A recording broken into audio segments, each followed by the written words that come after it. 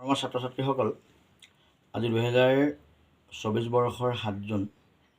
গতিকে 7 জুন তাৰিখটোত আমাৰ ইতিহাসত বহুতো বিশেষ গুৰুত্বপূৰ্ণ তাৎপৰ্য আছে। গতিকে আজিৰ দিনটোৰ তাৎপৰ্য কেইটামান মই তোমালোকৰ কাৰণে সংগ্ৰহ কৰিছোঁ, সেইকেইটা মই ক'বলৈ লৈছোঁ। 1963 চনৰ আজিৰ দিনটোতে ভাৰতৰ প্ৰধানমন্ত্ৰী জৱাহৰলাল নেহৰুৱে শৰাইঘাটৰ দলংখন আনুষ্ঠানিকভাৱে যাত্ৰীৰ বাবে মুকলি কৰিছিল।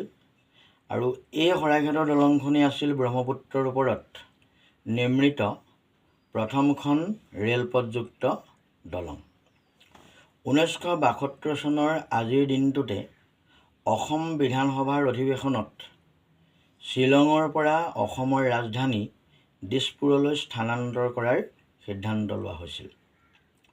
1932 চনৰ আজিৰ দিনটোতে ভাৰতীয় গণিতজ্ঞ এম.এছ. নৰসিংহনৰ জন্ম হৈছিল। 1974 চনৰ আজিৰ দিনটোতে ভাৰতীয় টেনিছ খেলুৱৈ মহেশ ভূপতিৰ জন্ম হৈছিল। 1964 চনৰ আজিৰ দিনটোতে অসমীয়া সাহিত্যিক, গীতিকাৰ, নাট্যকাৰ পাৰ্বতী প্ৰসাদ বৰুৱাৰ মৃত্যু হৈছিল। 1986 চনৰ আজিৰ দিনটোতে অসমীয়া কবি, সাহিত্যিক, নাট্যকাৰ, শিশু সাহিত্যিক অতুল চন্দ্ৰ হাজৰিকাৰ মৃত্যু হৈছিল। 1982 চনৰ আজিৰ দিনটোতে গুৱাহাটী বিশ্ববিদ্যালয়ৰ প্ৰথমগৰাকী উপাচাৰ্য কৃষ্ণকান্ত সন্দিকৈৰ মৃত্যু হৈছিল। আজি পেৰুৰ পতাকা দিৱস।